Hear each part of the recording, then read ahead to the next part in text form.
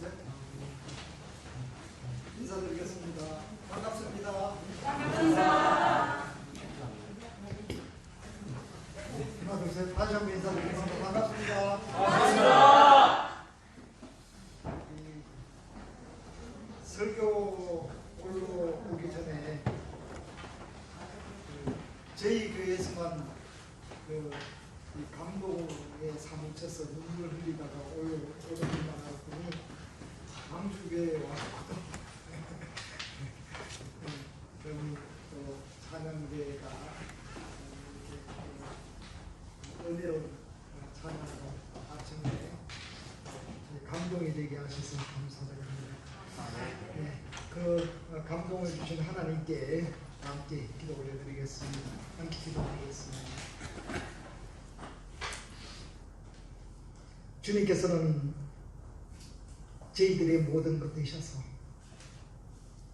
저희들의 안고 일어서는 아시고 저희 심령 가운데에 성령께서 함께 하심으로 인하여 주님과 동행하고 주님으로 인하여 믿음의 길을 이곳까지 이르게 하신 주님께 주의 날 우리 성도들과 더불어 하나님께 찬양을 돌려 드리게 하심을 주님 감사드립니다. 저희들을 구원하셨을 뿐더러 저희를 고아와 가부같이 버려두지 아니하시고 항상 저희들과 함께 하시고 저희들의 모든 것 아시는 주님 앞에 오늘 저희들이 이렇게 함께 모여싸움에 주님께서 저희들에게 하시고자 하는 은혜의 말씀들로 이 한 시간을 채워주시기를 원합니다. 아멘. 주님, 세상 가운데에 주님을 증거하고 주님의 정인으로 살아가는 가운데에 많은 어려움과 또한 고난들이 우리 앞에 성도들 앞에 닥쳐오는 그러한 일들이 많이 있었는 줄 압니다. 주님, 그러한 모든 것 가운데에 오늘 저희들이 함께 모여서 심령 가운데 위로함 받게 하여 주시옵시고 참으로 이 믿음의 길을 걸어가는 데에 주님만이 우리의 힘 되시고 우리의 능력이시기에 오늘 이 시간에 저희들에게 은혜의 말씀들로 우리 심령에 꼴을 먹여주시기를 간절히 빌고 원합니다. 아멘. 주님, 이 강주교회를 하나님께서 세우셨사오매 이 강주교회를 통하여 하나님께서 하시고자 하는 그 뜻들을 온전히 이룰 수 있게 주님 도와주시옵시고 주님, 주님의 복음을 외치는 우리 성도님들 위해 담대함과 또한 성령의 충만함을 주님께서 함께하여 주시기를 간절히 빌고 원합니다. 아멘. 주님께서 이 한 시간을 채워주시기 원하고 예수님의 이름으로 기도드립니다. 아멘. 함께 성경 말씀 요한복음 11장을 함께 찾아주시겠습니다. 요한복음 11장입니다.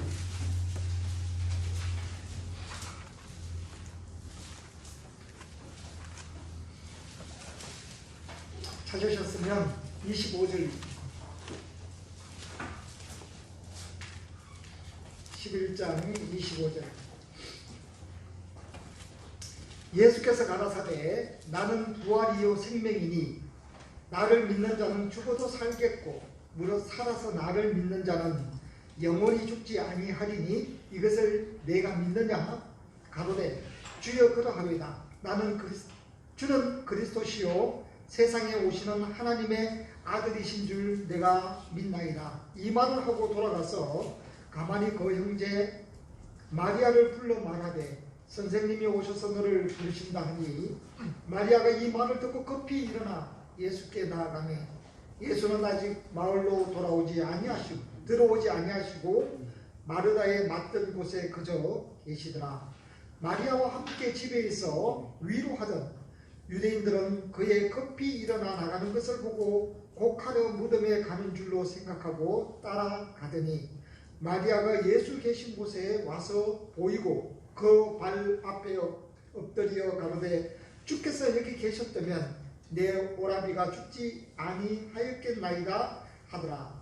예수께서 그의 우는 것과 또 함께 온 유대인들이 우는 것을 보시고 심령에 통분이 여기시고 민망히 여기사 가라사대 그를 어디 두었느냐 가로되 주여 와서 보옵소서 하니 예수께서 눈물을 흘리시더라. 이에 유대인들이 말하되 보라 그를 어떻게 사랑하였는가 하며 그중 어떤 이는 말하되 소경의 눈을 뜨게 한 이 사람이 그 사람은 죽지 않게 할 수 없었더냐 하더라. 이에 예수께서 다시 속으로 통분히 여기시며 무덤에 가시니 무덤이 굴이라 돌로 막았거늘 예수께서 가라사대 돌을 옮겨 놓으라 하시니 그 죽은 자의 누이 마르다가 가로되 주여 죽은 지가 나흘이 되었으며 벌써 냄새가 나나이다. 예수께서 가라사대 내 말이 내가 믿으면 하나님의 영광을 보리라 하지 아니하였느냐 하신데 돌을 옮겨 놓으니 예수께서 눈을 들어 우러러 보시고 감사되 아버지여 내 말을 들으신 것을 감사하나이다. 항상 내 말을 들으시는 줄을 내가 알았나이다. 그러나 이 말씀 없는 것은 둘러선 무리를 위함이니 곧 아버지께서 나를 보내신 것을 저희로 믿게 하려 함이니이다. 이 말씀을 하시고 큰 소리로 나사로야 나오라 부르시니 죽은 자가 쑥을 배로 동체로 나오는데 그 얼굴은 수건에 쌓였더라. 예수께서 가라사대 풀어놓아 아니게 하라 하시니라. 아멘. 네, 오늘 주일날 함께 나누고 싶은 말씀이 나사로야 나오라는 주제로 말씀을 좀 드릴까 싶습니다. 수련회가 이제 가까워오죠. 네, 수련회가 가까이 이제 가까워옵니다. 그래도 광주는 제가 어제 이제 수양관에 있다가 하루 수양관에서 자고 오늘 이렇게 아침에 이렇게 출발해서 왔는데 시간이 그렇게 많이 걸리진 않더라고요. 1시간 이내에 말리더라고요. 네. 네, 그나마 가까이 계셔서 저희는 부산에서 이렇게 한번 오려고 그러면 한 3시간 정도 걸립니다. 네. 근데 들어가는 게 좀 많이 막혀요. 네. 그런 것에 비하면 우리 강주 성도님들은 수양관이 가까워서 어쨌든 간에 축복입니다. 오늘 여기 본문에 보시면 예수님께서 이 베다니라는 곳에서 일어났던 사건을 두고 말씀을 좀 드릴까 싶습니다. 이제 요한복음 11장의 내용 자체가 보면 이제 시기적으로 어느 시기냐면 예수님께서 실제로 이제 6월절날 돌아가시잖아요. 예수님께서 6월절날 십자가에 못 박히셔요. 6월절이 약 한 3월 말에서 4월 초 정도 되거든요. 양력으로 보면 3월 말에서 4월 초 정도 되는 게 이제 6월절이라는 이제 명절이에요. 근데 지금 11장에 나오는 요 나사로의 사건이 바로 있기 전에 10장의 내용에 보면 무슨 말씀이냐면 수전절이라 그러면서 이는 겨울이더라 그런 말씀이 10장 몇 절에 있냐면 22절에 보시면 예루살렘에 수전절이 이르니 때는 겨울이라 그랬습니다. 그러니까 이제 이게 요한복음 10장 내용이 뭐냐면 겨울이 거의 이제 12월 달이 이제 수전절이라는 유대인들의 명절이 있어요. 이 수전절은 사실 출애굽기 성경에는 나오질 않아요. 근데 한참 뒤에 우리가 역사적으로 알고 있는 이제 수리아의 왕이었던 안티오쿠스 에피파네스 4세라는 사람이 이렇게 성전을 사실 이렇게 더럽히죠. 예루살렘 성전을 더럽혀요. 이제 거기에서 저항을 하고 독립을 하는 이제 그것을 정결케 하는 이제 이 절기가 뭐냐면 이 수전절이라는 절기인데 지금 예수님 당시에 이 수전절을 이 유대인들은 지키고 있었습니다. 그래서 이제 10장에는 수전절과 이 12장의 1절에 보면 이제 6월절이라는 이제 절기가 나와요. 절기가 나오는데 그러면 오늘 이 나사로의 이 무덤에서 예수님께서 본문에 있는 내용이 이제 때가 어떤 때냐면 여기에 중간 정도 있다라고 그죠? 이제 곧 그러면은 약 1월 달이나 2월 달 정도 있다라고 해도 시기적으로 큰 문제가 되지 않아요. 그러면 예수님께서 전체의 공생애를 시작하신 게 약 한 3년 반 정도 이제 기간이 있는데, 이 기간 동안 중에 보면 거의 말기였다. 예수님께서 이제 십자가를 지시기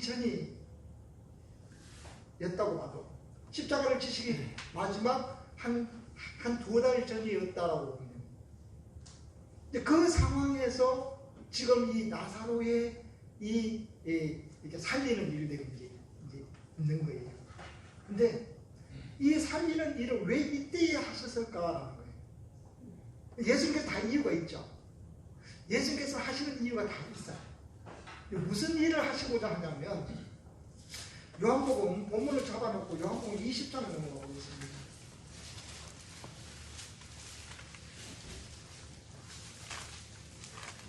요한복음 20장 30절 말씀을 보시면,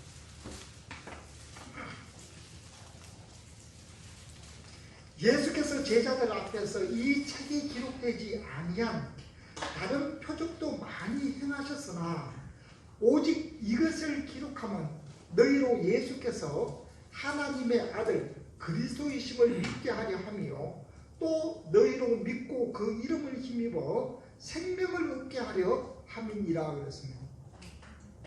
그러니까 본 성경에 기록된 사건 외에도 예수님께서 많은 일들을 행하셨는데, 그것은 일단 차치하고 지금 성경에 이렇게 기록한 이유가 있어요. 그 이유가 뭐냐면 예수님이 누군지를, 그죠? 예수님이 누구신지를 그들에게 나타냈던 사건들이 있어요. 그 사건들이 뭐냐면, 오직 이것을 기록하면 너희로 예수께서 하나님의 아들 그리스도이심을 믿게 하려 하며. 그럼 오늘 이 나사로의 사건도 보면 뭐냐면 여기에 포함되어 있어요. 하나님의 아들인 것을 믿게 하기 위해서. 그러니까 예수님이 누구신지를 믿어야 될 거 아닙니까? 그러니까 하나님의 아들이심을 믿게 하고, 그 믿으면 뭐 할 거냐? 또 너희로 믿고 그 이름을 힘입어. 제일 중요한 게 뭐냐면 생명을 얻게 하려 함이라고 했습니다. 그들에게 예수님께서 요한복음 6장에는 뭘 주고자 했냐 그러면은 영생을 주고자 했습니다. 그게 하나님의 뜻이었던 거예요. 예수님께서 오신 뜻이었던 거예요. 그러면은 그들에게 이것을 주고자 했는데도 불구하고 뭐냐면, 시기적으로 보면 지금 이제 십자가에 달리기 한 2달밖에 남지 않았는데, 지금 제자들의 상태나 아니면 거기에 모인 유대인들도 있었고요, 그죠? 희한하게 나사로가 죽었을 때에 조문하러 온 사람들이 유대인들이 많았었어요. 예, 유대인들이 조문하러도 많이 왔었고, 그 다음에 또 누구 집을 방문하냐면 예수님께서 사랑하셨던 제자라고 해도 뭐 감이 아니지만 사랑했던 가족인 나사로라는 가족의 집에 방문하게 되죠. 근데 사실 나사로 사건은 마태, 마가, 누가하고 보면은 기록되지 않아요. 기록되지 않거든요. 기록되지 않는데 요한복음에는 기록을 해요. 기록을 해서 뭐냐면 내가 부활이다, 부활이고 내가 생명이다라는 것을 그들에게 이제 확실히 알려주고 싶은 거예요. 이제 예수님께서는 십자가를 지시기 얼마 전이었는데 그들에게 비로소 뭐하냐면 내가 부활이고 내가 생명이다라고 하는 거예요. 그리고 예수님께서는 보시면 기회가 있을 때마다 내가 십자가를 지어야 되고 내가 십자가를 지고 죽고 3일 만에 부활해야 된다라는 말씀들을 공식적으로 3번 하셔요. 3번 하시는데도 불구하고 제자들은 이해를 해요, 못해요? 전혀 못해요. 죽고 부활해야 된다는 얘기까지도 하셨어요. 그랬는데도 제자들이 예수님께서 실제로 부활했다고 하는데도 불구하고 제자들은 이해를 못해요. 가서 무덤 속에 들어가서 봤는데도 불구하고 없거든요. 없는데 갸우뚱갸우뚱 하고 그냥 커탑에서 집으로 돌아가요. 이 베드로와 요한 같은 경우는. 그죠? 그러면은 부활을 해야 된다는 것을 분명히 말씀을 했는데도 불구하고 제자들은 전혀 인식을 못하고 있어요. 그 부활 후에도 그런데 저 방금 오늘 주제였던 나는 부활이요 생민이다 그랬는데 이해를 할 걸 못할까요? 못하고 있어요. 왜냐하면 그 앞에 내용으로 가보면 이제 내용이 그렇게 정리가 되죠. 나사로가 이제 죽었다고 이제 나사로가 병들었다라고 기별을 해요. 네? 병들었다고 이제 기별을 해서 하잖아요. 11장 내용이 병들었다고 이제 기별을 하니까 가서 예수님 얼른 좀 모시고 오라. 예수님은 지금 이제 어디에 계시냐면 공교롭게도 이름이 똑같아요. 베다니라는 이름은 똑같은데 이 베다니가 어디냐면 요단강 건너편에 보면 이 지역이 베다니라는 지역이 있어요. 그 지역이 상당히 강범이에요. 강범이 한 넓은 베다니 지역이라고 하는 그곳에 요단강 건너편에 예수님이 계셨고 지금 나사로가 살고 있던 지역은 뭐냐면 예루살렘하고 얼마 떨어져 있지 않은 한 5리 정도 떨어져 있는 그런 지역이 베다니라는 이름이 이제 지명 이름은 똑같아요. 똑같은데 어쨌든 간에 예수님은 그 요단강 건너편에 이제 계신데 이 마리아가 보냈든지 마르다가 보냈든지 어쨌든 간에 사람을 보내갖고 뭐냐면 예수님 좀 빨리 좀 와주세요. 사랑하는 나사로가 병들었으니 근데 이거 보니까 죽을 병이에요. 못 살 것 같으니 좀 빨리 와달라고 이렇게 기별을 보내요. 근데 요한복음 4장을 읽어봐도 어떤 내용이 나오냐면 그 왕의 신하를 이렇게 고치는 일이 있거든요. 그때도 보면 왕의 신하를 고칠 때 보면은 가서 예수님이 이제 갈릴리 가나에 있었는데 왕의 신하는 어디냐면 가버나움에 있어요. 그래서 가서 뭐 하냐면 병들었으니까 좀 살았을 때에 와서 좀 고쳐달라는 거예요. 근데 유대인들이 지금 이제 생각은 뭐냐면 죽어버리면 끝이라는 생각을 해요. 근데 어쨌든 간에 목숨이 붙었을 때에 가서 좀 어쨌든 간에 가서 오시면 예수님께서 살릴 수 있으니까 고칠 수 있으니까 병을 고칠 수 있으니까 그걸 원했거든요. 마리아와 마르다도 마찬가지예요. 그래서 사람을 보내서 예수님 보고 얼른 좀 와갖고 좀 나사로를 좀 살려주세요 라고 한 거예요.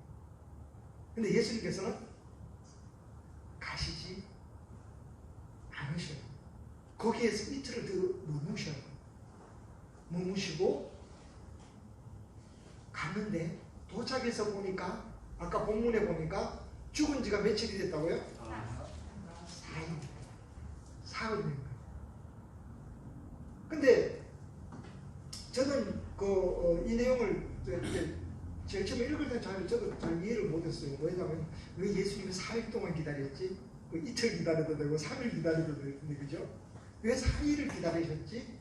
라고 해서 이렇게 쭉 찾아보니까 유대인들의 그 풍습이 있답니다.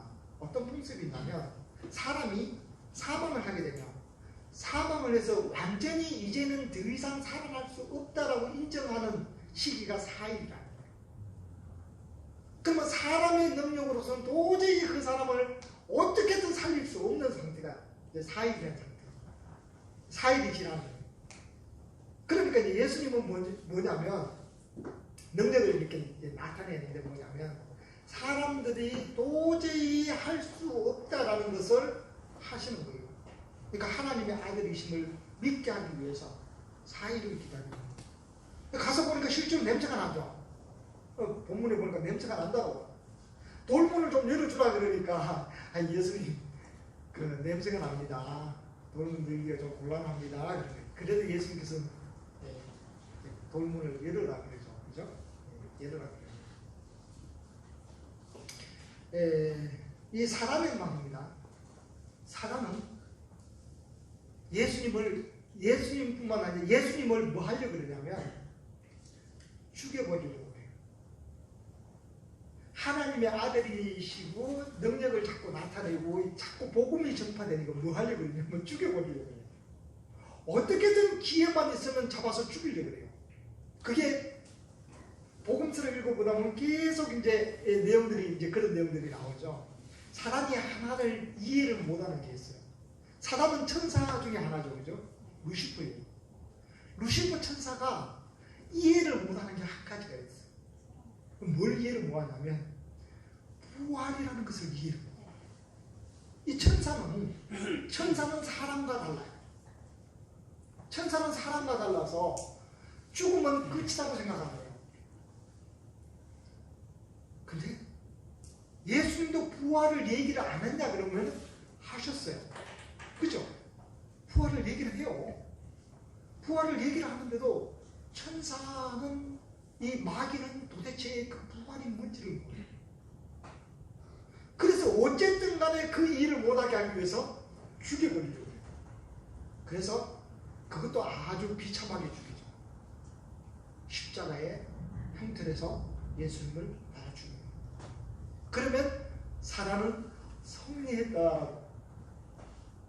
아, 내가 이겼다. 근데 기껏한 게 뭘 했을까요? 예수님의 발꿈치를 상하게 하는 일밖에 못했죠. 여자의 후손으로 와서 그 여자의 후손은 너의 머리를 상하게 할 것이고 너는 그의 발꿈치를 상하게 한다. 발꿈치 정도밖에 상하게 하는 일을 못했어요. 근데 실제로 예수님께서 죽으심과 부활이 없었다면, 부활이 없다면 여기에 계신 우리 형제 자매님들이나 이곳에 서서 아침에 새벽밥 먹고 설교 온 사람도 제일 불쌍한 사람이에요. 그렇잖아요. 주일날 멋있는 데 가서 놀러 가야지 왜 이곳에 오셨어요? 저는 왜 부산에서 멀리 그것도 어제 아침에 출발해갖고 수양관에 갔다가 새벽같이 말입니다. 가족들하고 함께 있지도 못하고 혼자 그냥 자고 있나갖고 그래서 여기까지 와서 지금 여기서 설교를 하는 거예요. 부활이 없다 그러면 우리 형제자매들도 마찬가지고 여기에서 있는 사람도 정신병자 내지 제일 불쌍한 사람이에요. 그죠? 근데 우리에게는 부활이 있다. 아멘. 부활의 소망이 있다. 아멘. 그 부활의 소망이 있다는 것을 확실하게 보여주기 위해서 예수님께서 오늘 뭐냐면 죽은 나사로의 집에 방문하신 거예요. 제자들은 이해를 하지 못했고 유대인들도 이해를 못했고 가장 사랑했다고 하는 마리아와 마르다마저도 전혀 이해를 못하는 내용들입니다. 예수님께서 내가 부활이요 생명이다 그러니까 마르다가 먼저 이제 대답을 하죠. 예, 주님, 나 그런 줄 압니다. 그런 줄 알고 있습니다. 그러나 주님께서 재림하실 때는 그런 줄 알고 있습니다. 라고 얘기를 하는 거예요. 예, 그러니까 예수님께서 나를 믿으라. 그때 참 대답을 하는 거면 참 믿음의 대답을 해요. 주는 하나님의 아들이시요 세상에 오시는 메시아인 것을 내가 믿나이다. 그래요. 아주 그냥 대답도 잘하죠. 그리고 이 부활 사상도 정확하게 갖고 있는데 그러나 정작 예수님이 그 일을 행하실 것 같지는 생각 못합니다. 그리고 마르다뿐만 아니라 마리아도 마찬가지예요. 예수님 오셨다 그러니까 이제 뒤따라가 나가죠, 그죠? 나가서 예수님을 맞이합니다. 예수님 맞이해갖고 울어요. 예수님, 우리 오라버니 돌아가셨어요. 돌아가셨는데 예수님 살아셨을 때 왜 안 왔어요? 섭섭해요. 그죠? 살아셨을 때 오셨으면 내 오라비를 살릴 수 있었을 건데 좀 섭섭하네요. 라고 표현합니다. 오늘 본문도 한번 들어가 보겠습니다. 11장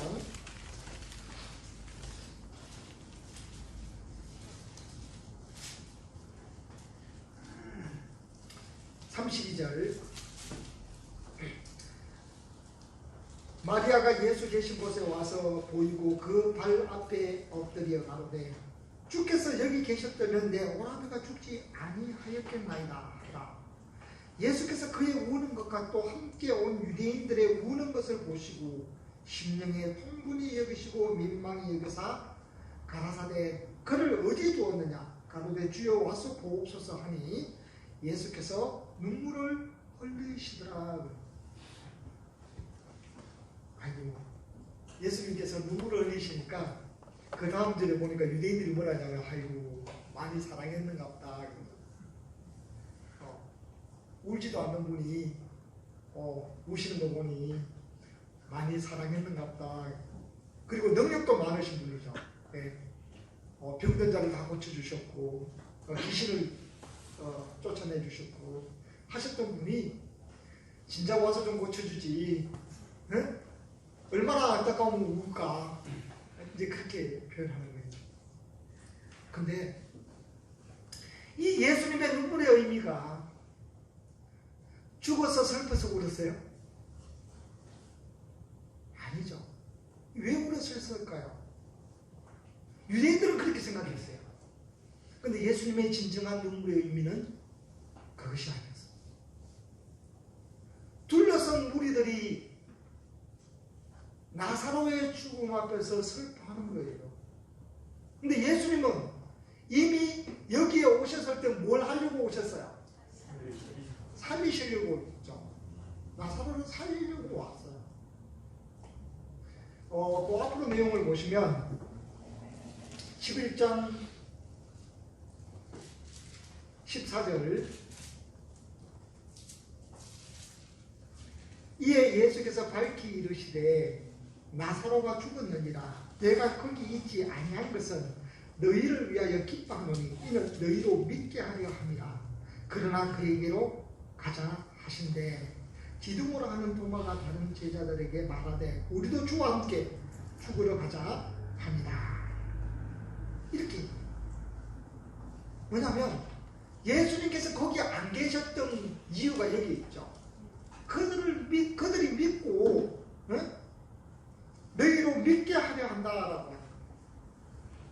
뭘 믿게 한다고요? 내가 부활이요 생명이라는 것을 믿게 하는 거예요. 예수님 그분이 부활이요 생명이다라는 것을 그들에게 믿게 하기 위해서 거기에 계시지 아니하였다고 합니다. 그래서 이제 오셨어요. 오셨는데 분위기가 말 그대로 초상집이죠. 말 그대로 분위기가 초상집이에요. 초상집인데 마리아도 울고 마르다도 울고 있어요.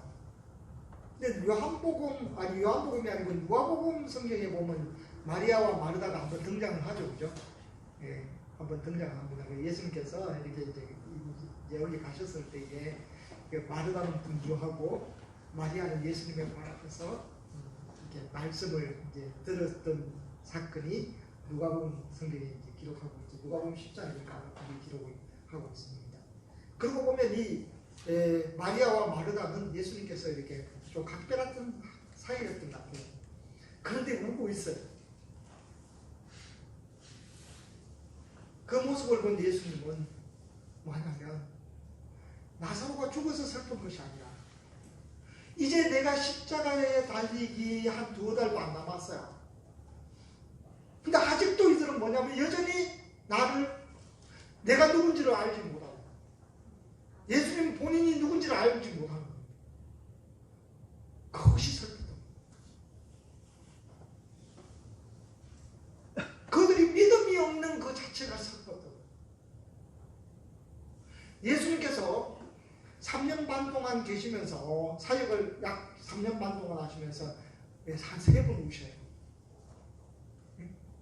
성경에 보면 이제 울었다라는 표현이 한 3번 정도 등장을 해요. 3번 등장을 하는데 언제 우시냐면 요때 한번 우셔요. 나사로의 무덤 앞에서 한번 우시거든요. 그다음 또 언제 한번 우시냐면 히브리서 성경을 보다 보면 히브리서 5장 성경을 보다 보면 이 겟세마네 동산에서 예수님께서 이제 기도를 하시잖아요, 그죠? 겟세마네 동산에서 이제 십자가를 지시기 전에 밤 직전에 전날밤이죠. 전날밤에 이렇게 이제 십자가를 지시기 전에 우셔요. 그 눈물은 사실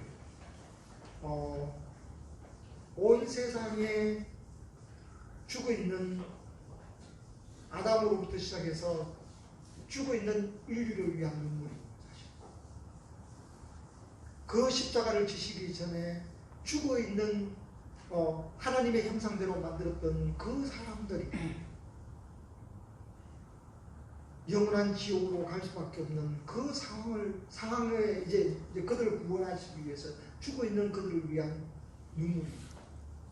그리고 또 한 번 흘린 눈물이 있어요. 누가복음 성경을 보다 보면 예루살렘 성을 입성하실 때에 호산나하고 이제 입성하잖아요, 그죠? 호산나하고 이제 낙기 타고 입성하셔요. 저기 감람산에서 감람산 뱃밖에 가 보면 언덕이에요. 언덕인데 그 언덕 위에서 쳐다보면 예루살렘이 잘 보여요.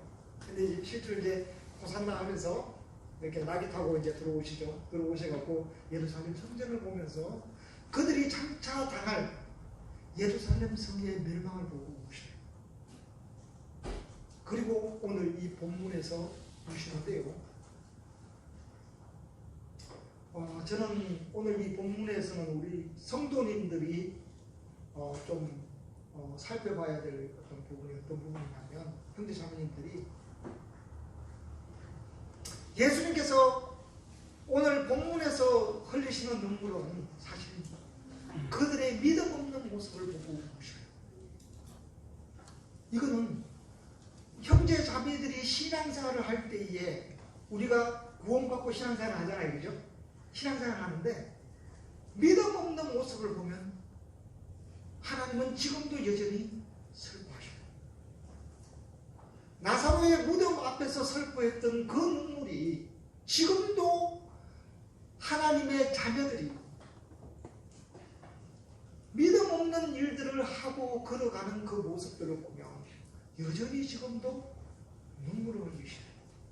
왜? 예수님의 그 인품은 지금도 변하지 않았어요. 동일하거든요. 어제나 오늘이나 영원토록 동일하신 분이 그분이시라요. 그러면 우리가 지나온 시간들을 한번 돌이켜보면 우리가 믿음 없이 걸었던 그 길 가운데에 주님은 얼마나 우리를 위해서 눈물을 흘렸을까라는 생각들을 한번 해볼만 해요.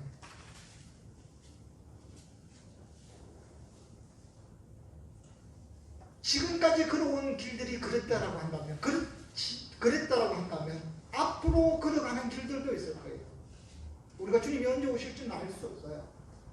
그러나 주님 오시는 그날까지 걸어가면서 우리가 주님을 신뢰하지 못하고 주님의 말씀을 신뢰하지 못하고 내가 부활이요 내가 생명이라고 했는 그 말씀을 신뢰하지 못하고 이 외에 우리에게 수많은 언약과 수많은 약속들을 했던 그 말씀들을 신뢰하지 못할 때에 내가 너와 함께 하겠다라고 했고 내가 너와 동행해 주겠다고 했고 내가 너의 편이 되어 주겠다라고 했던 그 말씀을 신뢰하지 못하고 여전히 불안해하고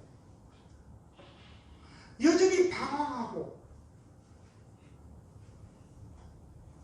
교회를 벗어나서 어디를 서성이고 있었을 때에 주님께서는 뭐 하실까요?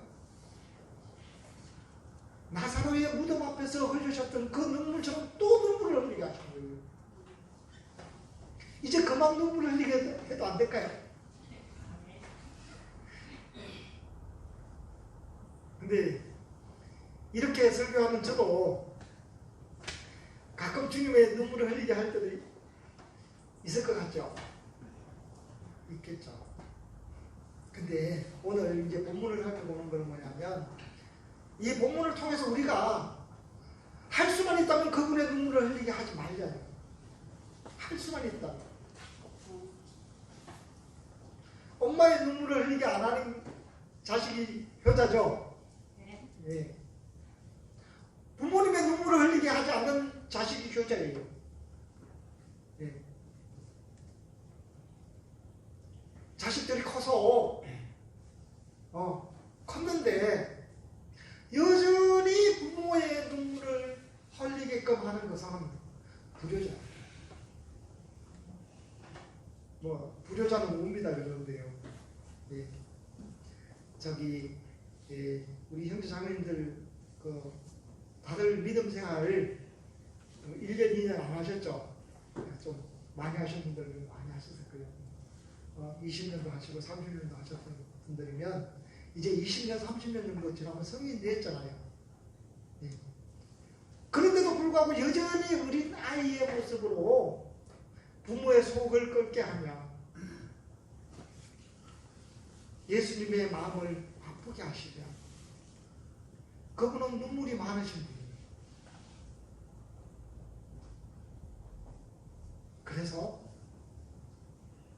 그분의 눈물을 흘리게 하면 안 돼요.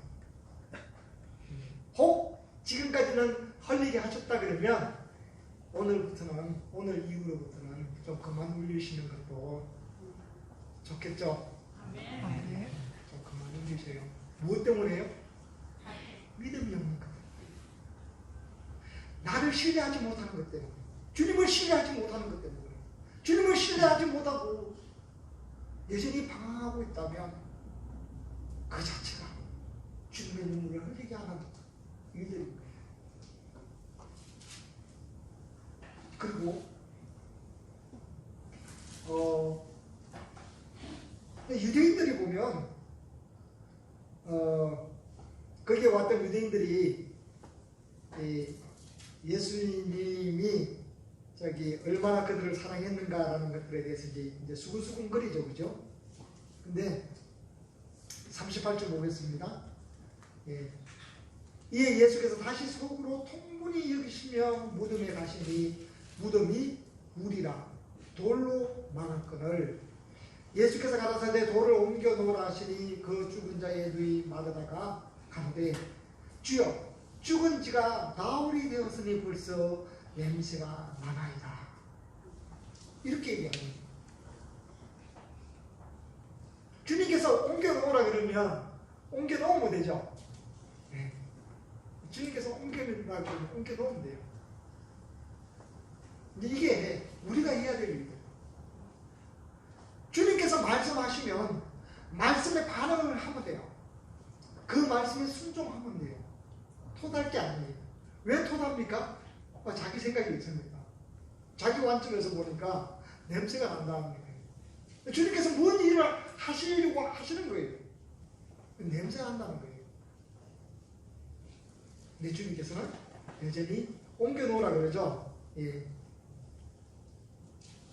40절에 보시면 예수께서 가라사대 내 말이 내가 믿으면 하나님의 영광을 보리라 하지 아니하였느냐 하신데 돌을 옮겨 놓으니 예수께서 눈을 들어 우러러보시고 가라사대 아버지여 내 말을 들으시는 것을 감사하나이다. 항상 내 말을 들으시는 줄을 내가 알았나이다. 그러나 이 말씀 없는 것은 둘러선 우리를 위함이니 곧 아버지께서 나를 보내신 것을 저희도 믿게 하려 함이니이다. 아니 예수님께서 하나님의 본체신 그분이 왜 기도를 하셔요? 일을 행하시기 전에 지금 기도하고 계시죠. 일단 돌문을 옮겨 놓으라고 그랬어요. 돌문이 어떤 문인지 알죠? 이렇게 굴리는 문이죠. 우리 그저 맷돌 같은 맷돌이 한 100배 정도 이렇게 키웠다라고 한 50배 정도 키웠다라고 동그란 이런 어떤 돌문이면 옮겨져요. 맷돌처럼 굴려서 옮겨요. 옮겨서 돌문을 이렇게 막아놨는데 그것을 이제 열어요. 사람들이 열었죠? 열었는데 예수님께서는 이 일을 바로 행하시면 돼요. 행하셔도 아무 하자 없어요. 근데 예수님께서는 하시기 전에 하나님께 기도하셔요. 왜 하셨을까요? 둘러선 무리들을 위해서. 너희들도 어떤 일을 하기 전에 반드시 해야 될 일이 있다. 어떤 일을 먼저 해야지 말고 먼저 해야 될 것은 기도하라. 항상 내 말을 들으시는 줄을 내가 알았나이다. 항상 우리 말을 들으시는 주님이시죠. 항상 우리 말을 들으시는 주님입니다. 우리가 어떤 일들을 계획하고 어떤 일을 구상하고 어떤 일을 행하려고 할 때에 항상 먼저 해야 되는 것들이 있습니다. 기도하는 거예요. 기도한다는 것은 무엇을 의미할까요? 주권을 기도의 대상이신 하나님께 맡게 되는 거예요. 그죠? 그 일의 모든 주권을 하나님께 넘겨드리는 거예요. 그러면 뭐합니까? 그 일에 응답이 있어요. 응답이 있을 때에 우리는 그 영광을 누구에게 돌리죠? 그냥 하나님께 돌릴 수 있는 거예요. 만약에 주권을 하나님께 넘겨드리지 않으면 그 일의 결과를 누구한테 갖고 와요? 내가 했네. 그럼 내가 좀 능력이 있어서 내가 좀 잘났지. 내가 그 정도쯤은 할 수 있어. 라고 할 수 있는 거예요. 근데 기도를 했다는 얘기는 뭐냐면 최소한 우리가 그 모든 일의 주권을 하나님께 넘겨드리는 거예요. 이게 성도의 마땅한 바. 그 마땅한 바를 뭐하냐면 예수님은 이 일을 행하시기 전에 그들에게 보여주신 거예요. 너희들도 이렇게 하라 하는 거예요. 할 때에 그리고 이제 43절에 보시면 이 말씀을 하시고 큰 소리로 나사로야 나오라 부르시니 죽은 자가 수족을 배로 동인 채로 나오는데 그 얼굴은 수건에 쌓이더라. 예수께서 가라사대 풀어놓아 다니게 하라 하시니라. 아니 성경에 보니까 마리아의 이야기도 나오고 마르다의 이야기도 나오는데 나사로의 이야기는 안 나와요. 그렇죠? 안 나와요. 근데 한번 나사로의 입장에 한번 되어볼까요?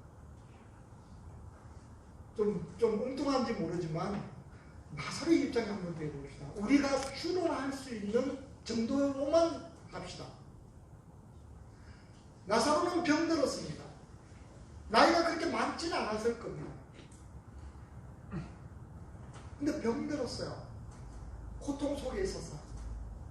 근데 기별을 보냈다라는 소식은 들었어요. 기다리고 있어요. 그죠? 기별을 보냈다는 것도 인지했잖아요. 그죠? 오빠, 조금만 기다려. 예수님께 사람 보냈어. 예수님만 오시면 오빠 나을 수 있어. 라는 추론은 충분히 할 수 있죠.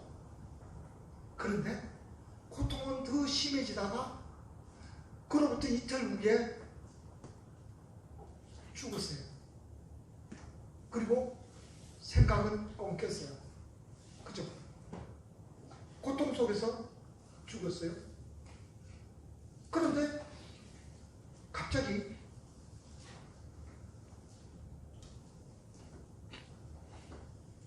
돌무덤에서 자기가 누워있는 곳이 어딘지는 모르는데 어쨌든 간에 눈이 떠졌어요.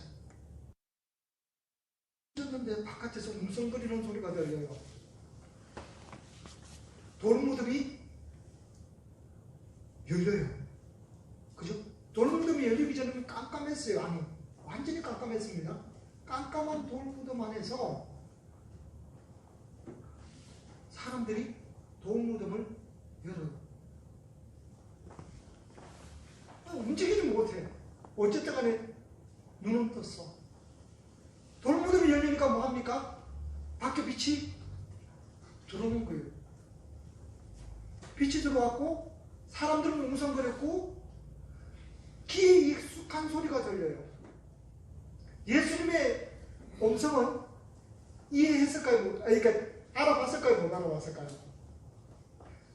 저는 알아봤을 것 같아요.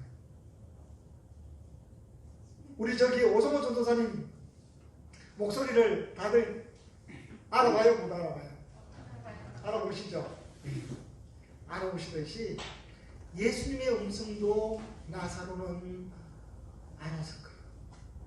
근데 무슨 기도를 하고 계셔요. 하더니 갑자기 예수님께서 그런 말씀을 하셔요. 나사로야 나오라 그런 거예요. 더 이상 그곳에 누워 있을 이유가 없어요. 그죠? 근데 움직여 봤을 겁니다. 자기가 죽기 전에는 너무 고통스러웠는데, 죽을 병에 걸려서 고통스러웠는데 눈은 떠졌는데 갑자기 뭐합니까? 내 몸이 전혀 아픈 것을 못 느껴요. 손가락 발가락 깜짝깜짝 거리고 하겠죠. 근데 전혀 아픈 게 없어. 그럼 기분은 날아갈 것 같아.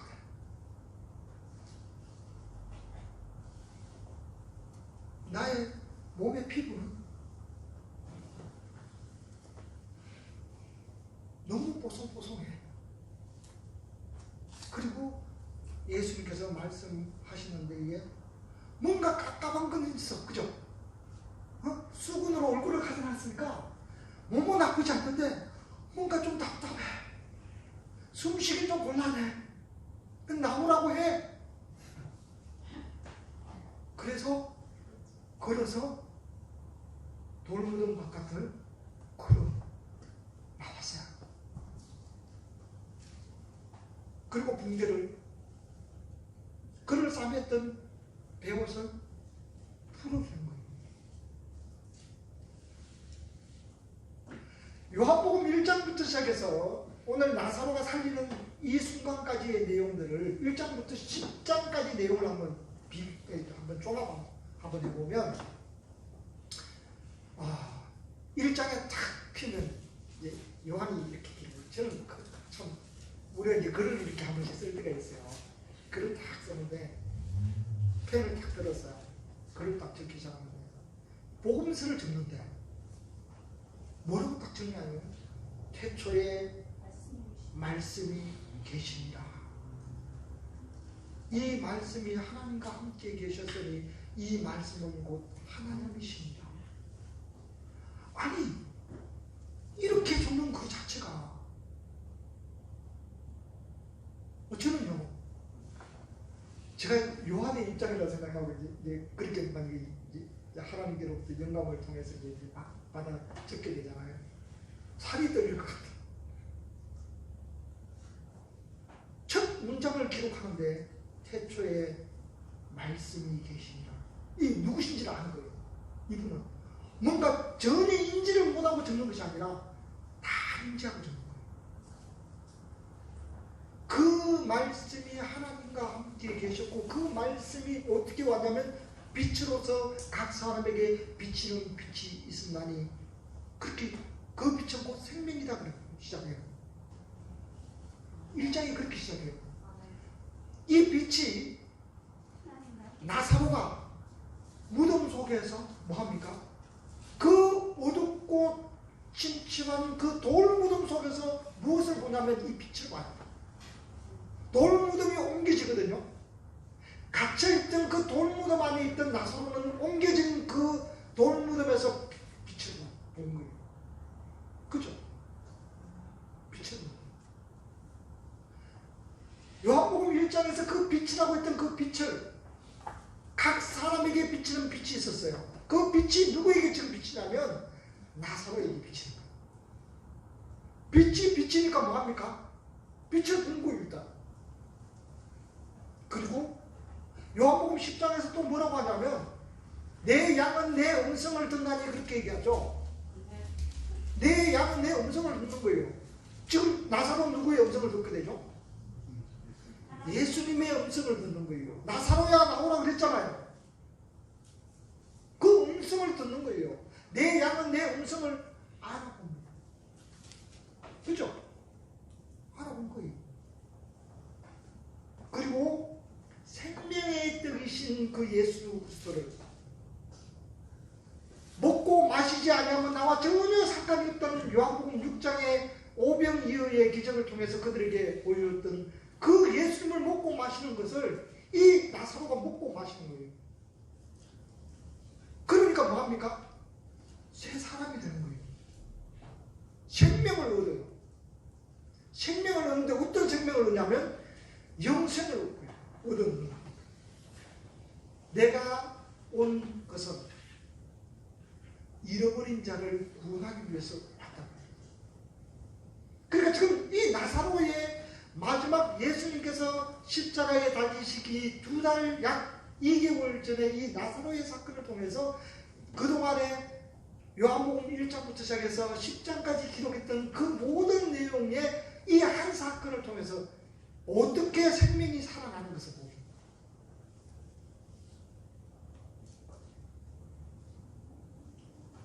생명이 살아났죠.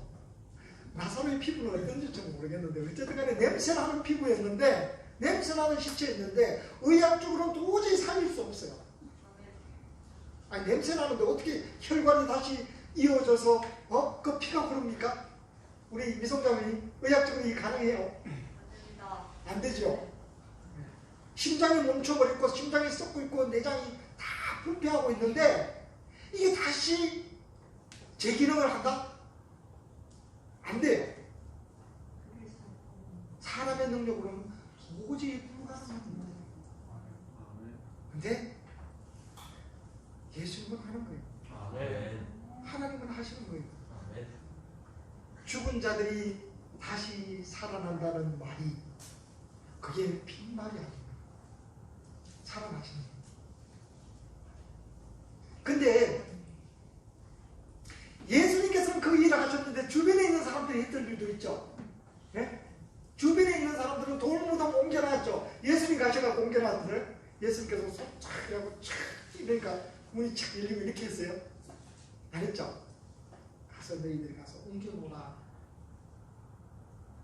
주변에 있는 사람들 가서 이제 옮겨놓는 거예요. 예수님께서 직접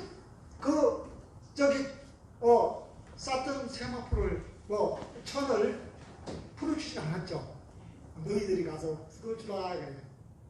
이거 누가 해야 되는 거냐면 그 주변 사람들이 해야 합니다. 예수님은 능력이 있으셔요. 있지만 그 일들을 누가 해야 되냐면 주변에 있는 살아있다라고 하는 성도들이 해야 됩니다. 우리가 복음을 전하는 일들과 또한 성도들을 섬기는 일들과 풀어주는 일들은 우리 형제 자매들이 해야 돼요. 다니게 하라 그래요. 네. 다니게 하는 일들을 누가 하냐면 형제 자매들이 하는 거예요. 근데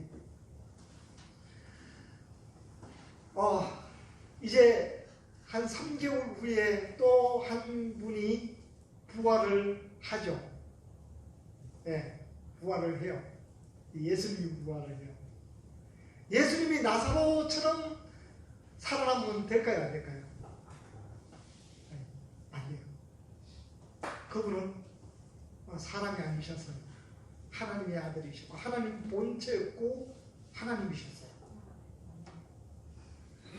이 돌무덤 안에 똑같이 들어가죠. 예수님도. 그렇죠? 예수님도 십자가에서 달리시고 돌무덤 안에 똑같이 들어갑니다. 똑같이 들어갔는데 예수님께서 부활한 나사로의 부활과 동일하지 않아요. 예수님께서 부활하셨을 때에 싼 세마포가 주변에 어떤 사람들이 풀어줬어요? 돌무덤에 어떤 사람들이 옮겨줬어요?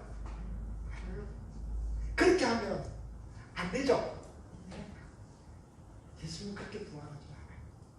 예수님은 그분은 스스로 부활합니다. 스스로 살아나셔. 똑같은 무덤 안에 똑같이 들어갔지만 돌무덤 안에 똑같이 들어갔지만 부활의 모습은 그렇지 않아요. 어쨌든 간에 나사로가 살아났어요. 대단한 일들이 벌어졌죠. 예. 거기에 조문은 많은 유대인들이 본 거예요. 봤어요. 공교롭게도 누가복음 우리가 16장에 나타나는 부자와 나사로의 이야기가 있죠. 예? 거기도 이름이 어쨌든 간에 거기는 이 나사로 아니에요.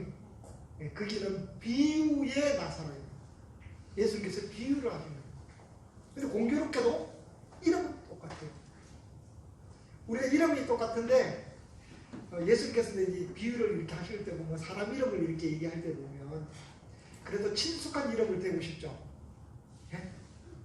뭔가 이름을 누가 이제 어쨌든 간에 이렇게 갖고 와서 쓰려 그러면 비유를 하실 때도 보면 좀 친숙한 이름 되고 싶잖아요. 누구라고 할까 하다가 나사로라고 한 거예요. 네? 하나님의 사랑을 믿는 자라는 뜻이 있다 그래요. 그래서 나사로라. 부자와 나사로를 이제 설명하는 거예요. 근데 이제 부자가 했던 말이 있죠. 부자는 지옥에 갔고 나사로는 아브라함의 품에 있었죠. 근데 부자가 아버지 아브라함이요 하면서 이제 요청을 하죠. 나사로 좀 보내갖고 우리 형제 다섯이 있는데 그거 갖고 이 불꽃 가운데 오지 말게 해달라고 좀 얘기 좀 해주세요. 좀 전해달라고 얘기를 하죠. 그죠? 하는데 아브라함이 하는 얘기가 있죠. 거기에서 모세와 선지자들의 이야기를 듣지 않으면 죽은 자가 살아난다고 해도 그 말을 듣지 않는다라고 하는 겁니다. 근데 실제로 지금 나사로가 살아났죠.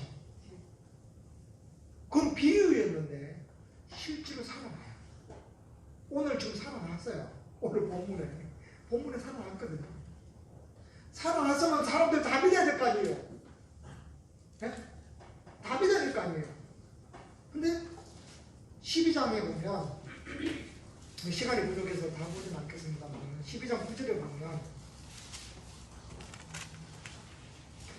유대인의 큰 무리가 예수께서 여기 계신 줄을 아시고 보니 이는 예수만 위함이 아니요 죽은 자 가운데서 살리신 나사로도 보려 함이로다. 대제사장들이 나사로까지 죽이려고 모의하니 나사로 가닥에 많은 유대인이 가서 예수를 믿음이로라. 믿는 사람도 있는 반면에 뭐 하려고 해요? 나사로까지 죽이려. 나사로가 살아났으면 뭐 해야 되죠? 가서 믿어야 될 거 아니에요. 믿으려고 하지 않고 나사로까지 죽이려고 합니다. 그러니까 자기 생각에 맞지 않으면 하나님은 거부해요. 이 대제사장이 누굽니까? 대제사장이 말 그대로 하나님을 제일 잘 섬긴다고 하는 사람 중에 한 사람 아닙니까? 그죠? 우리가 구약으로 돌아가서 출애굽기 성경으로 돌아가니까 레위기 성경으로 돌아가면 이 대제사장이라는 사람이 했던 일들이 있죠. 그리고 대제사장의 의복에서만 봐도 그가 어떤 사람이었어요? 우림과 둘림을 둘러갖고 판결 우표를 들고 있고 그런 사람이 하나님만을 경외하고 하나님만을 섬기겠다라고 하는 사람이 이 대제사장인데 지금 뭐하고 있냐 그러면 이 종교 지도자 이 사람이 뭐하고 있냐면 예수뿐만 아니라 나사로까지도 죽이려고 하는 거예요. 이게 뭐냐면 구약을 어떻게 보냐면 자기네들의 기준에 의한 자기네들의 편협된 시각으로 구약을 보고 있는 거예요. 자기네들이 보고 싶은 것만 보는 거예요. 그죠? 하나님의 뜻을 제대로 살폈으면 이런 오류를 범하지 않아요. 근데 하나님의 뜻을 제대로 살폈죠. 자기네들이 원하는 것만 보는 거예요. 오늘 이 사건을 통해서 완전히 변화된 사람 한 사람이 나타나요. 누구였어요? 완전히 변화된 사람 한 사람이 나타나요. 그 사람이 12장 1절에 등장하는 한 여인입니다.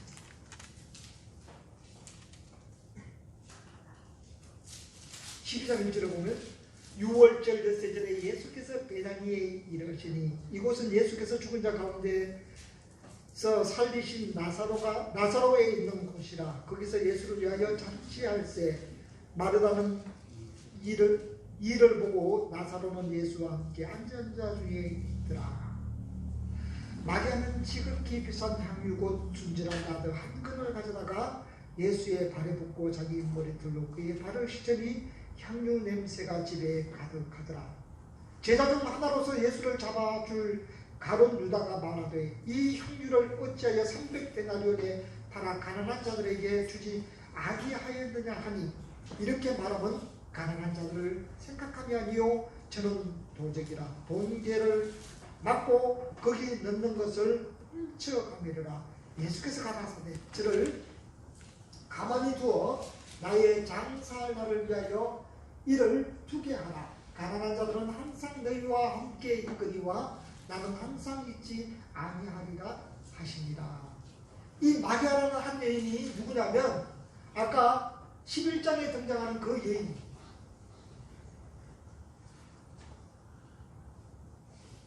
예수님께서 이제 죽으시고 장사해야 될 날이 임박했다라는 사실을 유일하게 그것을 믿음으로 받아들인 사람이 누구였냐면 이 마리아입니다. 그래서 뭐 하냐면 300데나리온이라 하면은 한 데나리온에 승인 한 명이 하루 일당이죠. 요즘 뭐 15만 원에서 20만 원 합니까? 연봉 뭐 1억이 되는 사람들은 더 하겠죠. 연봉 한 4천만 원, 5천만 원 정도 되면 하루 일당이 한 뭐 15만 원 정도 되나요? 그 정도 되겠네요. 그러면은 300데나리온이라 그러면 300일을 일한, 그러니까 연봉이죠. 예. 약 4,500만 원 이상 되죠. 그 향유옥합이 현 시세로 계산한다 그러면 그 향유